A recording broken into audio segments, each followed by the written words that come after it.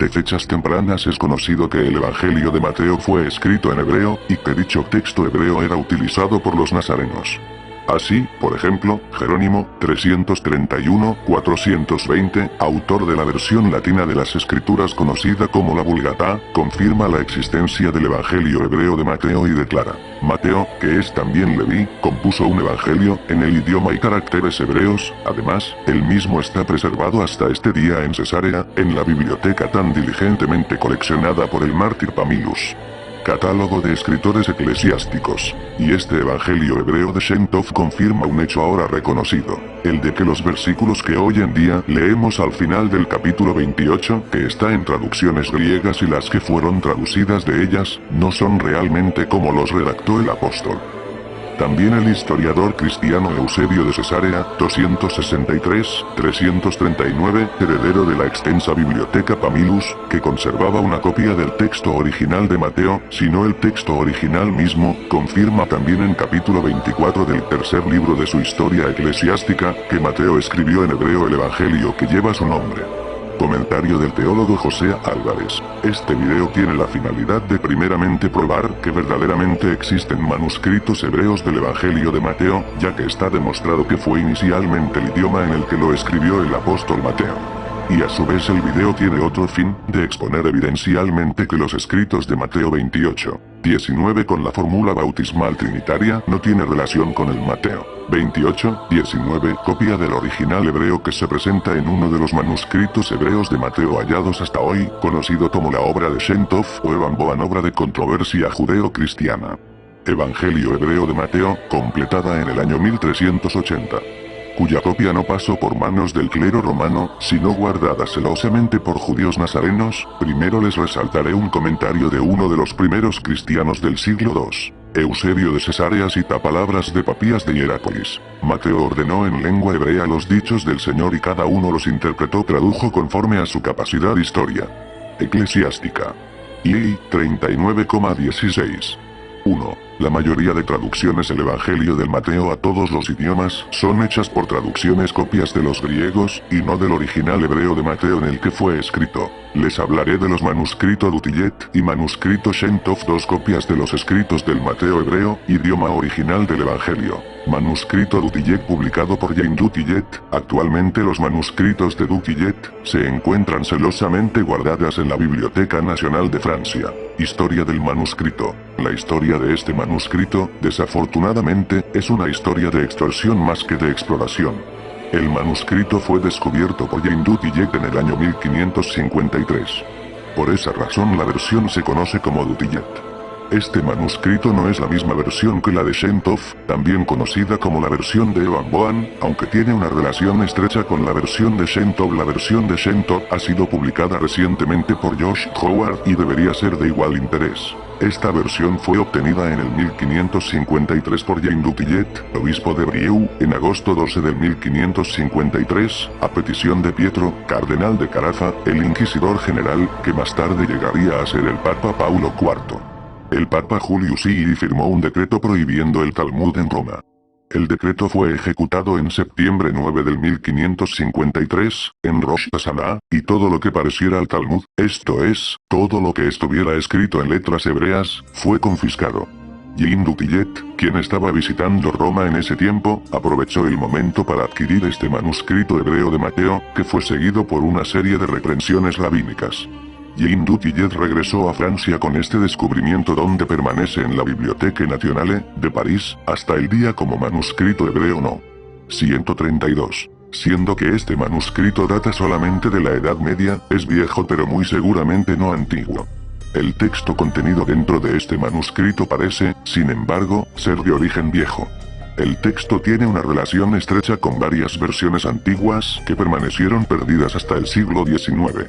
Una de esas versiones antiguas es un manuscrito arameo que data del siglo IV. Como se muestra en otro lugar de este volumen, muchas evidencias internas señalan también hacia un origen pregriego de este texto. Aunque el manuscrito es viejo pero antiguo, el texto mismo es muy ciertamente de origen antiguo. La evidencia interna, de que el texto contenido en este manuscrito es una composición hebrea y no una traducción del griego, estableciéndose así que, aunque el manuscrito es viejo, el texto es antiguo. La primera y más obvia evidencia para una composición hebrea más bien que griega, es la presencia del nombre Yahvé, el nombre de Dios. El nombre Yahvé se expresa en este manuscrito como 3 yudots que se pronuncia, Yods, en un triángulo. Este símbolo para Yahvé se encuentra también en algunos manuscritos hebreos de sabiduría. La aparición del nombre Yahvé es de gran significado, porque no aparece en el Mateo griego y, por lo tanto, no pudo haber sido traducido del Mateo griego. Si esta fuera una traducción del Mateo griego, hallaríamos el hebreo Adonai que en español es, Señor, por el griego Kurios que significa, Señor, lo hallaríamos en todas partes. Pero el griego Kurios nunca se traduciría como Yahvé. Sin embargo, si el griego se hubiera traducido del hebreo, sería una práctica común sustituir Yahvé por el título griego Kurios que es, Señor, porque por respeto al nombre, Yahvé se vierte comúnmente al griego como Señor, y no se translitera.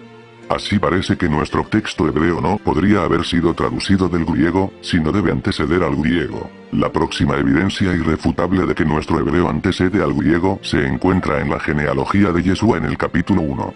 El texto debería contener 3 conjuntos de 14 nombres, Mateo 1:17, sin embargo el griego solo contiene los siguientes nombres en el último conjunto. Esos son los nombres que las traducciones de los escritos griegos poseen. Esta discrepancia nos tomó por sorpresa, ya que el texto indica que debería haber 14 nombres, Mateo 1:17.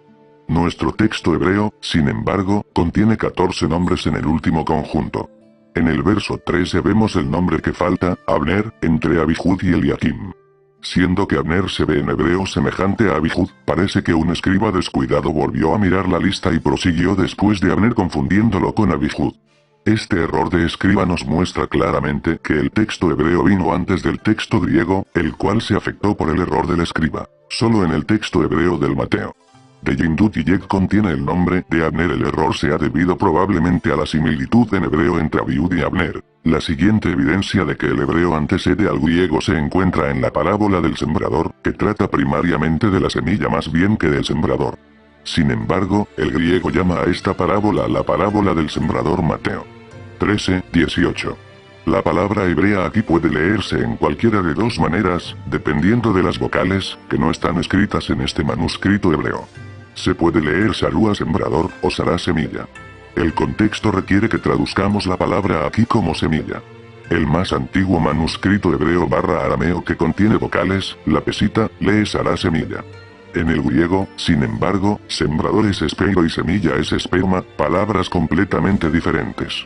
Aun si la lectura debiera ser sembrador y el contexto está contra esto, la única explicación adecuada para la variación entre la lectura semilla en la pesita aramea y la lectura semilla en el griego, sería si ambos vinieran de un predecesor hebreo / arameo común. Así encontramos otra vez evidencia de que el hebreo antecede al griego. Otra evidencia interna de que nuestro manuscrito hebreo antecede al griego, son los juegos de palabras hebreos. En Mateo 1:17 se nos señalan 3 conjuntos de 14 generaciones, porque Yeshua es el hijo de David, Mateo 1:1, y en hebreo, David es una expresión matemática del 14, así Yeshua es el hijo del 14, Mateo 1:17.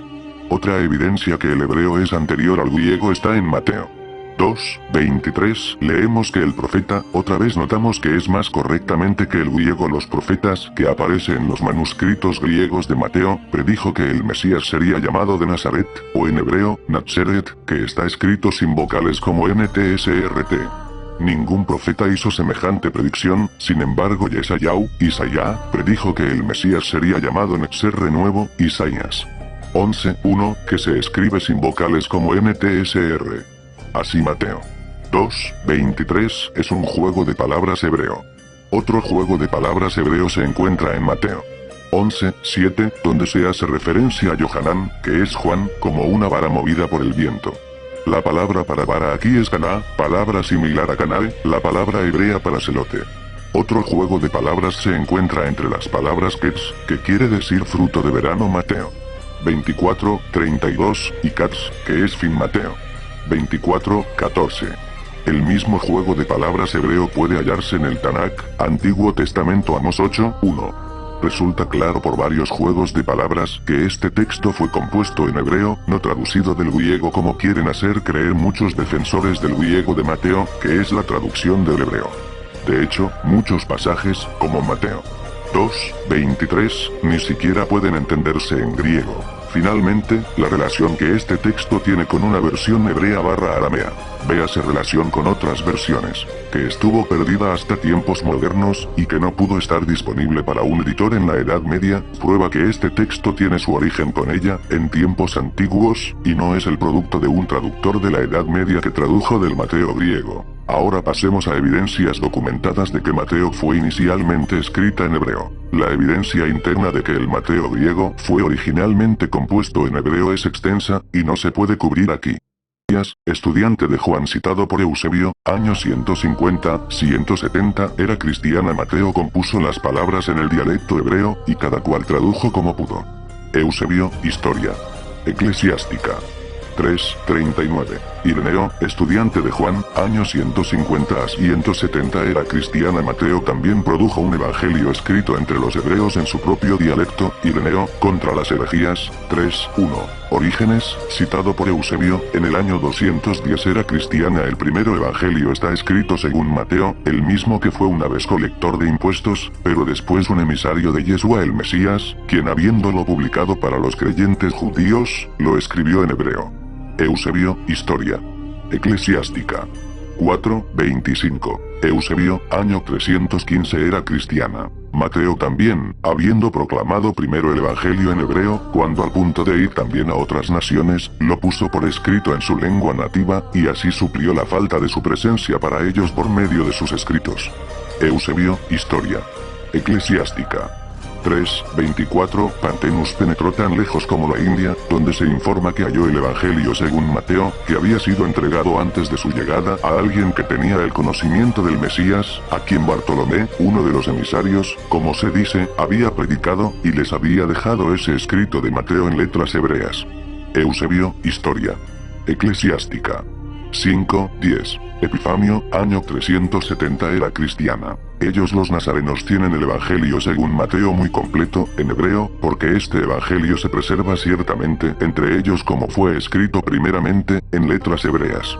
Epifanio, Panarión. Jerónimo, año 382, era cristiana. Mateo, quien es también Leví, y de colector de impuestos, vino a ser un emisario, primero de todos los evangelistas, compuso un evangelio del Mesías en Judea en el idioma y caracteres hebreos, para beneficio de los de la circuncisión que habían creído. Quien lo tradujo al griego no es suficientemente seguro. Además, el hebreo mismo se preserva hasta este día en la biblioteca de Cesarea, la cual el mártir Pamphilus tan diligentemente coleccionó. También me permitieron los nazarenos que usan ese volumen en la ciudad siria de Boroea copiarlo. En el cual hay que notar que, siempre que el evangelista hace uso de los testimonios de la antigua escritura, no sigue la autoridad de los 70 traductores la Septuaginta, sino la del hebreo, el texto masorético. Jerónimo, de Hombres Ilustres 3. Pantenus encontró que Bartolomé, uno de los 12 emisarios, había predicado allí en India el advenimiento de nuestro Señor Yeshua el Mesías según el Evangelio de Mateo, que estaba escrito en letras hebreas, y el cual, al volver a Alejandría, trajo consigo. Jerónimo, David 3:36. Y Sorat, año 850, era cristiana. Su libro de Mateo estaba en existencia en Cesarea de Palestina, y todo el mundo reconoce que él lo escribió con sus manos en hebreo. Y Sorat, comentario sobre los evangelios, nota final a un antiguo manuscrito arameo de Mateo, la pesita finales del siglo V, culminación del Santo Evangelio según lo publicó Mateo, y el cual publicó en hebreo, en la tierra de los palestinos.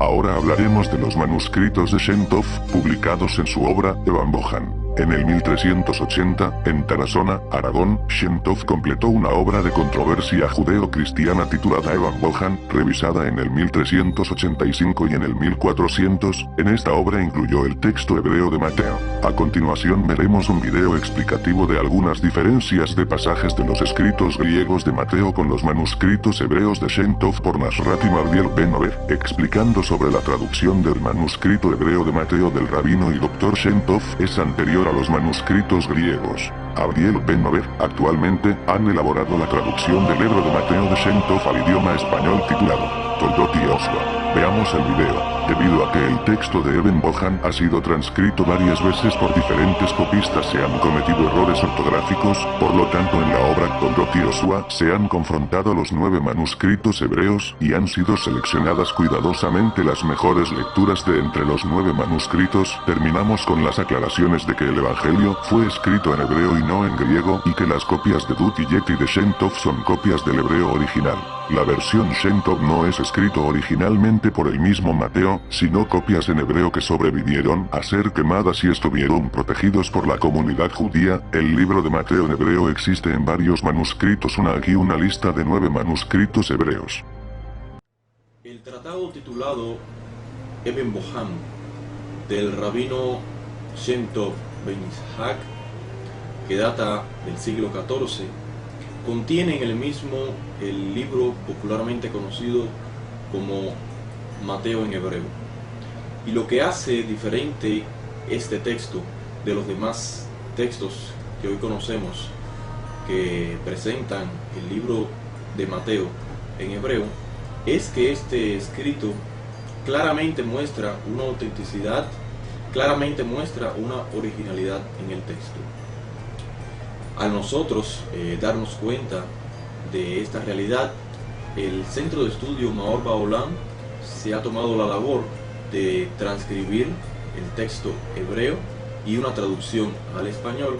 A continuación quiero compartir con ustedes varios ejemplos de cómo, cuando analizamos estos manuscritos con una crítica textual real, podemos notar la originalidad que existe en estos manuscritos. En el capítulo 7 del formato hebreo del texto conocido como el Mateo hebreo de Shem Tov o Toldot Yehoshua, encontramos que en el capítulo 7 el texto nos dice que la tefilá que recibió Yehoshua de Nazaret fue Bimei Teshuvah, en los días de Teshuvah, mientras que el texto en griego, si lo traducimos al idioma hebreo, diría Bemaim Liteshuvah, es decir, en aguas para arrepentimiento. ¿Cuál de los dos es el original? Bien, si leemos un poco más adelante del capítulo 7, veremos que el capítulo 9 nos dice que Yehoshua de Nazaret, después de la tefilá, fue al desierto y ayunó, por decirlo de manera simple, por 40 días. Ahora, en la tradición de Israel existe un periodo de 40 días, los cuales son llamados, en efecto, Yimei Teshuvah, los días de Teshuvah. Estos son los días que comienzan el primero del mes sexto y terminan el día 10 del mes séptimo con el día de Yom Kippurim o Yom Kippur. Es decir, estos 40 días son llamados en la tradición de Israel Yimei Teshuvah, y es lo que el texto en hebreo nos viene a decir, que la tefilá de Yohanan fue Bimei Teshuvah. Como podemos ver, existe una relación en el texto hebreo, y si restauramos, como ya dije, el texto griego a hebreo, podemos ver que existe una similitud entre ambos textos. Quizás fue un desliz del copista, del traductor del hebreo al griego. Quizás el texto estaba dañado por su antigüedad, y la similitud llevó a que el traductor escribiera Bemaim Liteshuvah, en aguas para arrepentimiento, y no como nos dice el texto en hebreo que hoy tenemos, Bimei Teshuvah. De esta manera podemos confirmar que el texto en hebreo de Shem Tov es auténtico, y aprendemos además que Yoshua de Nazaret recibió la tefilá de Yohanan cuando Bimei Teshuvah, en los días de suceso, en la noche de Pesaj. Es otro de esos ejemplos en el cual podemos darnos cuenta de la autenticidad del texto en hebreo. Por ejemplo, Yoshua de Nazaret se reúne aquella noche de Pesaj, con todos sus talmidim, los talmidim más cercanos de él, y les dice, con la copa de la bendición, la copa de la Birkat Hamazon, y le dice a sus talmidim: esta es mi sangre que será derramada en razón de, y dice la palabra en hebreo, Harabim, que ha sido traducida al griego como muchos. O sea, el texto griego dice: esta es mi sangre que será derramada por muchos. Sin embargo, cuando vemos que el texto hebreo dice Harabim, esto no simplemente es una palabra que debemos traducir como Rabim, que es muchos, sino que tenemos que notar que la palabra lleva consigo el artículo definitivo, es decir, a Rabim, los muchos. Es una frase técnica que la podemos hallar en la literatura hebrea, en el libro de Yeshayahu Hanaví, en el Pirkei Avot, inclusive en los libros que se han encontrado en el Qumran. Vemos que se sigue usando esta frase técnica, y no significa simplemente muchos, sino los fieles de Israel, la comunidad de Israel. Y por esto el texto nos dice de forma clara que la sangre del Mashiach es derramada por los fieles de Israel, por la comunidad de Israel. Y esto viene a traer en relación lo que dice el profeta Irmiyahu, en el capítulo 31, donde dice que el nuevo pacto, la Brit Hadashah, la nueva alianza, va a ser realizada con la casa de Israel y la casa de Jacob. Hablemos un poco acerca de la gematría en el texto de Mateo en hebreo, preservado en el tratado Eben Boham del rabino Shem Tov Ben Yitzhak. La primera oración que encontramos en el texto hebreo dice: Ele Toldot Yehoshua ben David ben Abraham. Y prosigue el texto haciendo unas listas de los antepasados de Yehoshua. El autor divide estas listas en tres, teniendo 14 nombres cada una de estas listas. Si nosotros notamos la primera frase de la oración, El Toldot Yehoshua, notaremos que hay 14 letras. Si continuamos el texto o la primera oración, notaremos que el nombre David tiene un valor numérico de 14. Si notamos la palabra Abraham, el nombre Abraham, notaremos que su valor numérico es de 248. Si esta cifra la separamos y sumamos cada número de ella, nos va a dar también 14. La palabra Ben, hijo, aparece 2 veces en el texto. La palabra Ben tiene un valor numérico de 52. 5 más 2, 7. Y como tenemos 2 veces la palabra Ben, tenemos un valor total de 14. De manera que claramente podemos percibir que hay un mensaje a través del número 14. El número 14 en hebreo se escribe con la Yod y la Dalet. Esto significa en hebreo 14. Pero no solamente significa un número, sino que también puede significar la palabra Yad, o sea, mano, o también señal. Recordamos que en el Éxodo se mencionan 3 manos, 3 Yad, con las cuales salieron los hijos de Israel de Egipto. Quizás el autor está aludiendo a estas 3 fuerzas, a estos 3 tipos de liberación por los cuales pasaron los hijos de Israel, con las 3 listas de 14 nombres cada una, recordando que el número 14 es igual a la palabra y a su vez el número 14 multiplicado por 3 nos da 42 y 42 es el mismo valor numérico de la palabra hebrea o la frase hebrea Beyad Yod Hei Vav Hei, en la mano del Eterno. O sea, todo el proyecto de Israel desde su comienzo con Abraham hasta su máxima expresión con el Mashiach Ben David ha estado en manos del Eterno. De hecho, toda la primera oración que encontramos en el libro, en el capítulo 1, Ele Toldot Yehoshua Ben David Ben Abraham, tiene 26 letras, lo cual alude al mismo valor numérico del nombre del Eterno, la Yod, la Hei, la Vav y la Hei. El mensaje del autor, una vez más, se ve mucho más claro en el texto hebreo de Shem Tov, y podemos ver una vez más la autenticidad que existe en el texto hebreo.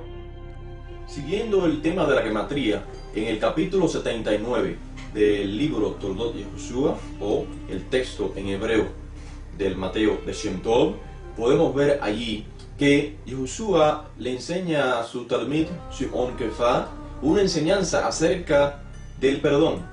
Yehoshua le enseña a su talmid que debe perdonar hasta 77 veces. ¿Qué significa esto? Recordemos que en el tema de la gematría, cada palabra, cada letra en hebreo tiene un valor numérico. La frase en hebreo Hesed, es decir, la bondad, el altruismo, tiene un valor numérico de 77.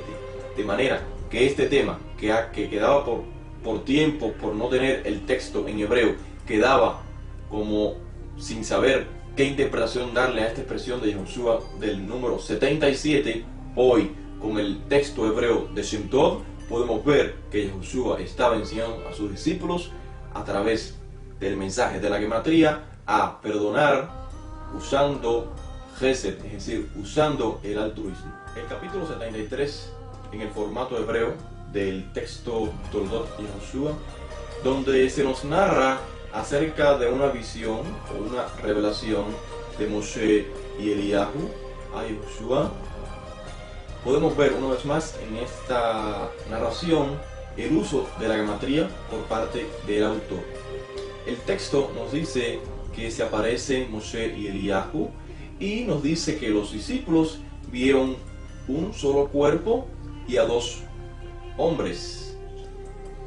Luego el texto nos dice que Shimon Kefa quería construir 3 cabañas, una para Yehoshua, una para Moshe y una para Elías.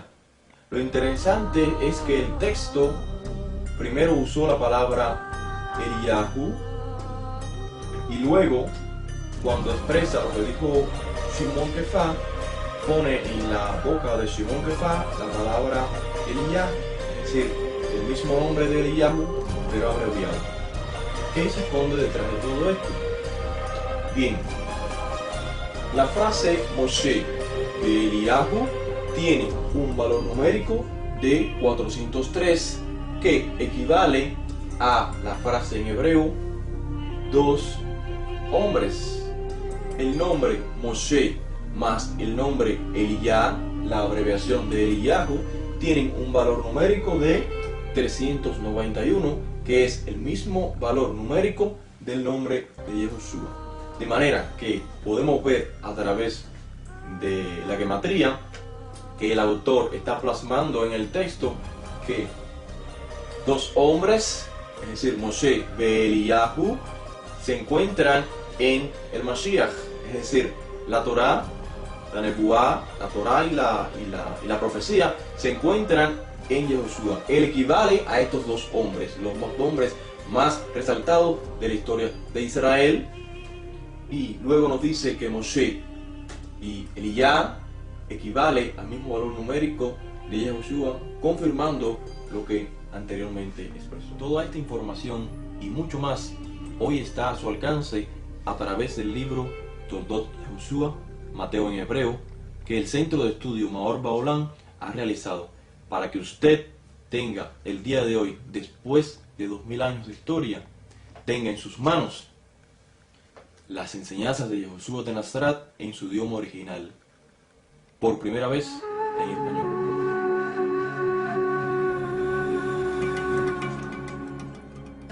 Ahora hablaremos del bautismo como dijimos al principio, que en los textos originales de Mateo en hebreo nunca conocieron la añadidura trinitaria con los tres dioses del catolicismo romano. El bautismo trinitario no aparece en el manuscrito hebreo. Los manuscritos hebreos existente de la Shem Tov es una copia proveniente de la original que su restauración fue en el año 1380 debido a que los copistas no fueron muy cuidadosos con ella. Pocos años más adelante sería publicada la obra de Evan Bohan con las copias fieles de los escritos de Mateo, las más cercanas a las originales manuscritos hebreos. El texto de Mateo de Evan Bohan no debe ser confundido con el texto de Sebastián Münster, 1537, bajo el título Torat HaMashiach dedicado a Henry VIII, o con el texto de Jean Dutillet, 1553, ambos son versiones del texto hebreo de Mateo asimiladas a los textos en latín y griego. Cabe resaltar que en el manuscrito de Jean Dutillet fue obtenido en Roma aproximadamente en el año 1553, cuando iba a ser quemada junto con los libros talmúdicos en hebreo, por lo que se puede asegurar que el bautismo trinitario encontrado en el Mateo hebreo de Dutillet ya tenía la añadida fórmula trinitaria posiblemente en Roma, donde se encontraba e iba a ser quemada. Una de las copias de este evangelio fue hallada dentro de un tratado judío sefardí del siglo XIV, conocido con el nombre de Eben Bohan y completado en del año 1385 por el judío Shem Tov ben Isaac ben Shaprut, vivió en Aragón. Shem Tov compiló el evangelio hebreo de Mateo en 18 manuscritos, basándose en las copias de anteriores copistas judíos. Esta opinión es sostenida por Josh Howard, quien pone de manifiesto que la redacción del Evangelio hebreo de Mateo no puede explicarse como una traducción del griego, ya que este fue preservado por los judíos, y por ende independiente de la comunidad católica. Josh Howard, Hebrew Gospel of Matthew, Merceronif. Press, Georgia, 1995, p. 190, de hecho, frecuentemente se emplean en sus expresiones paronomasias, frases construidas a base de palabras que derivan de raíces fonéticamente semejantes, pero que tienen significados diversos. Juegos de palabras. Esta clase de redacción está destinada a embellecer el texto y es característica en la narración de las escrituras hebreas. Estos son pues los versículos que concluían en tiempos de Eusebio, el evangelio griego de Mateo, y los siguientes son los que concluyen el evangelio hebreo compilado por Shem Tov, con su traducción. Yahshua se acercó hacia ellos y les dijo: a mí se me ha entregado todo el poder en los cielos y la tierra. 19 Vosotros id a ellos. 20 Y cuidad de ellos para que cumplan todas las cosas que he mandado. Estoy con vosotros hasta siempre. A continuación se expondrá la falsedad de Mateo 28, 19, con el bautismo en el nombre de la fórmula trinitaria en este video, con el análisis y estudio referente al verdadero bautismo sin la fórmula trinitaria publicada por Tito Martínez de su libro titulado Las 21 tesis de Tito, donde se demuestra la falsedad de ese texto que contradice a las enseñanzas de los primeros discípulos del Mesías. El versículo de Mateo 28, 19 en la fórmula de los tres dioses contradicen el verdadero bautismo, ya que hemos demostrado que los manuscritos antiguos de Jean Dutillet y la Shem Tov, que las copias en griegos tenían errores. Esto es prueba viviente de que existe el Mateo en hebreo, y la Shem Tov, copia de la original hebreo de Mateo, no tiene la fórmula trinitaria. Además cabe resaltar que es más antigua que la Dutillet. Vamos a hablar sobre el verdadero bautismo por Tito Martínez. En las actuales traducciones bíblicas leemos estas palabras dichas supuestamente por Yeshua. Por tanto, id, y haced discípulos a todas las naciones, bautizándolos en el nombre del Padre, y del Hijo, y del Espíritu Santo. Mateo 28, 19. Observe que en el mencionado pasaje simplemente se nombra al Padre, al Hijo y al Espíritu Santo, pero no se dice por ninguna parte que los tres sean un solo Dios. Por lo tanto, este pasaje no sirve para apoyar la doctrina de la Trinidad.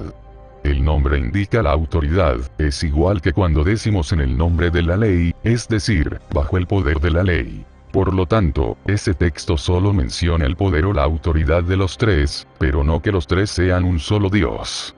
Pero por si esto fuera poco, resulta que tenemos las pruebas irrefutables para creer que ese texto de Mateo 28, 19 es un pasaje apócrifo y jamás pronunciado por Yeshua, sino añadido al Evangelio de Mateo siglos después, concretamente a finales del siglo IV EC. El Evangelio de Mateo fue escrito originalmente en hebreo, no en griego. Y resulta que en el texto original hebreo de Mateo no se encontraba ese pasaje. El historiador eclesiástico Eusebio de Cesarea, del siglo IV después de Cristo, dijo que los discípulos del Cristo salieron en el nombre del Cristo a predicar el Evangelio. Veamos lo que escribió Eusebio respecto al final del Evangelio de Mateo. Todos los demás apóstoles fueron amenazados de muerte con innumerables maquinaciones, y fueron expulsados de Judea y se dirigieron a todas las naciones para la enseñanza del mensaje con el poder de Cristo, que les había dicho: Id, y haced discípulos a todas las naciones. Historia Eclesiástica, libro 3, capítulo 5, 2. Ese interesantísimo párrafo del historiador Eusebio de Cesarea podemos ver varias cosas. 1. El Cristo no dijo en el nombre del Padre, y del Hijo y del Espíritu Santo, sino que dice que sus discípulos prediquen el Evangelio y hagan discípulos en todas las naciones. 2. Eusebio dijo bien claro en ese párrafo que esos discípulos predicaron el Evangelio con el poder del Cristo, es decir, con la autoridad o nombre, que es lo mismo, del propio Cristo. 3. Por consiguiente, la frase id en mi nombre, y haced discípulos entre las personas de todas las naciones. Es totalmente correcta teológicamente, ya que armoniza con la frase de predicar el Evangelio con el poder o autoridad del Cristo. Por consiguiente, es obvio que el gran historiador de la Iglesia Eusebio de Cesarea no conocía el pasaje de bautizándolos en el nombre del Padre, y del Hijo y del Espíritu Santo, pues él no lo citó en ese párrafo de su libro 3, lo cual indica que tal pasaje no existía, sino que fue añadido al Evangelio de Mateo por alguna mano falsaria mucho más tarde. El libro de Hechos dice que los apóstoles bautizaban a los creyentes únicamente en el nombre de Yeshua, lo cual demuestra que los apóstoles también desconocían esa fórmula trinitaria que hoy aparece en las diversas traducciones bíblicas, excepto en la mía. Ellos jamás bautizaron en el nombre del Padre, del Hijo y del Espíritu Santo, sino que se bautizaran únicamente en el nombre del Señor Yeshua. He aquí las pruebas. Pedro les contestó: arrepentíos, y bautizaos en el nombre de Yeshua, el Cristo, para perdón de vuestros pecados. Hechos 2, 38. Solo habían sido bautizados en el nombre del Señor Yeshua, el Cristo. Hechos 8, 16. Y mandó bautizarlos en el nombre de Yeshua, el Cristo. Hechos 10, 48. Si Yeshua hubiera pronunciado esas palabras registradas en Mateo 28, 19, entonces resulta que sus apóstoles no le hicieron caso, sino que le desobedecieron, al bautizar únicamente en el nombre del Señor Yeshua. Por consiguiente, esa versión de Mateo 28, 19 que aparece en las Biblias es una versión falsa y apócrifa, y jamás pronunciada por el Cristo, y que debió ser introducida por alguna mano fraudulenta en la traducción griega que se hizo de la versión hebrea del Evangelio de Mateo. La justificación ante Dios es por la fe en el Cristo, pero solo para aquellos que le obedecen. Sin obediencia no hay salvación posible.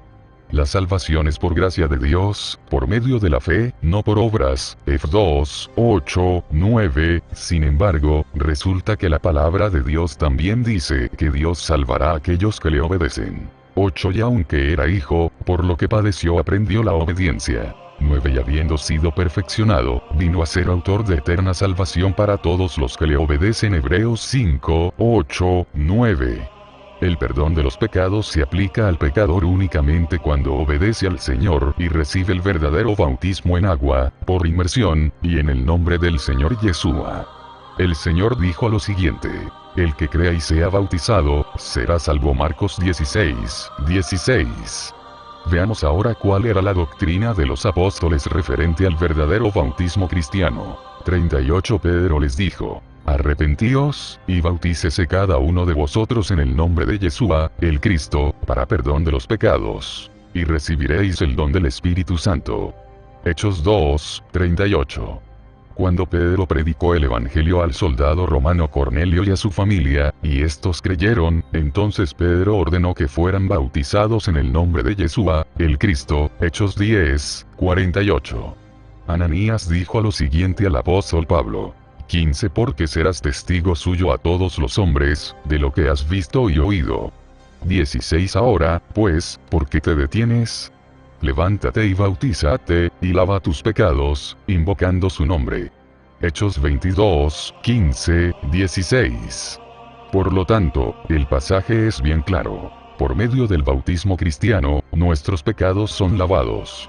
El propio apóstol Pablo bautizaba a los que creían en el Evangelio. 14. Doy gracias a Dios de que a ninguno de vosotros he bautizado, sino a Crispo y a Gayo. 15. Para que ninguno diga que fuisteis bautizados en mi nombre. 16. También bauticé a la familia de Estefanas. De los demás, no sé si he bautizado a algún otro. 1 Corintios 1, 14, 16. Como vemos, Pablo bautizó por lo menos a Crispo, a Gayo y a la familia de Estefanas, y esto solo en la iglesia de Corinto. En el resto de iglesias fundadas por Pablo seguro que bautizó a muchos más.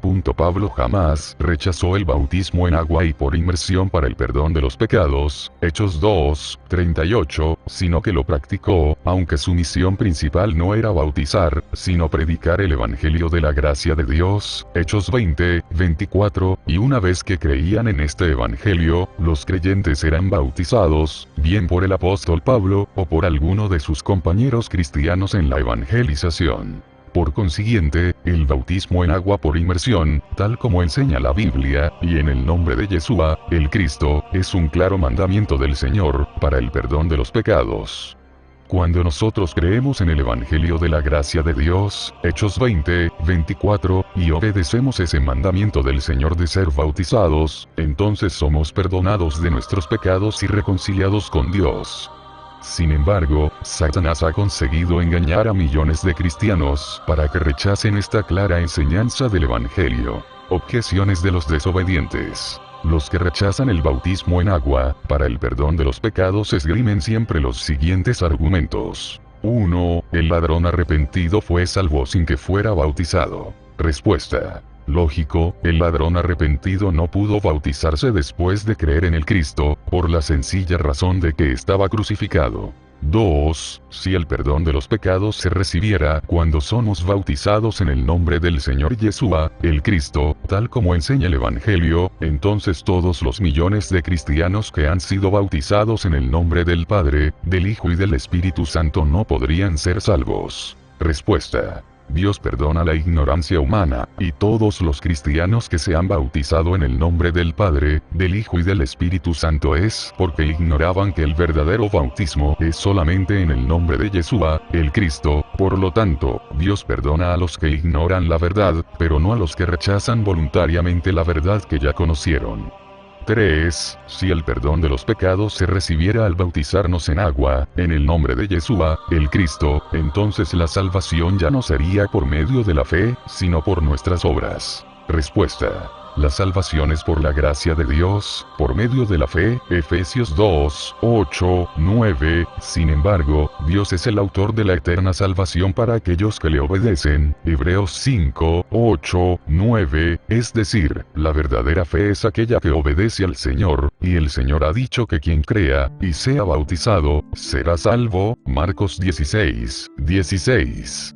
Los que dicen creer en el Cristo, pero no obedecen lo que Él dijo, entonces no son cristianos, sino falsos cristianos. Bautizarse en el nombre de Yeshua, el Cristo, no es una fórmula ritualística de la cual dependa nuestra salvación eterna, no se trata de repetir unas palabras mágicas para ser salvos, sino de obedecer al Señor, pues cuando nos bautizamos por inmersión, y en el nombre de Yeshua, el Cristo, estamos aceptando de verdad que hemos muerto a la carne con el Cristo, y que hemos resucitado con Él para una vida nueva, y es entonces cuando nuestros pecados pasados son perdonados por Dios, y recibimos el don del Espíritu Santo, Hechos 2, 38, sin embargo, millones de cristianos han sido engañados totalmente con la diabólica doctrina de que no hace falta obedecer al Señor bajando a las aguas del bautismo, sino que uno ya es salvo cuando acepta a Cristo, quedando el bautismo como algo opcional para el creyente, o simplemente como un chapuzón sin valor espiritual que nos hace miembros oficiales de alguna secta de la cristiandad apóstata. Esto no es el verdadero bautismo enseñado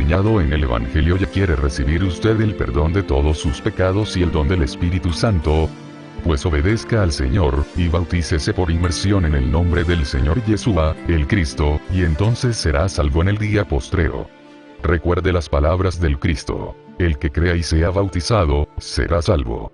Primero crea en el verdadero evangelio del reino, o evangelio de la gracia de Dios, y después reciba el verdadero bautismo en agua, para el perdón de sus pecados, porque solo hay un bautismo para el perdón de los pecados. Un Señor, una fe, un bautismo, Efesios 4, 5, y si usted, después de creer en el verdadero evangelio, desea bautizarse para el perdón de los pecados, pero no tiene a ningún otro creyente que le pueda bautizar en agua, en el nombre de Yeshua, el Cristo, usted mismo lo puede hacer en su propia casa, ya que el evangelio jamás prohíbe que uno mismo se pueda bautizar, si las circunstancias así lo exigen. Hasta ahí termina el gran estudio del verdadero bautismo, extracto del libro de Tito Martínez. Para finalizar el video, pondré un listado de algunos autores bíblicos que apoyan el origen del Nuevo Testamento en hebreo del Evangelio de Mateo. Gracia y paz, del Dios Padre y su Hijo Jesucristo. Su hermano guerrero cristiano 777. Alejandro Gamarra les desean la bendición de Dios. Les invito a la página de la descripción del video. Les dejo con la entrevista del teólogo José A. Álvarez, que también tradujo el texto hebreo de Shem Tov al español en su reciente libro Las Sagradas Escrituras, versión nazarena, explicando algunos textos adulterados que aparentemente apoyan la Trinidad. Este proyecto que se titula la versión israelita nazarena, VIN, las escrituras, Sagradas Escrituras, versión israelita nazarena, que es, pudiéramos decir, la primera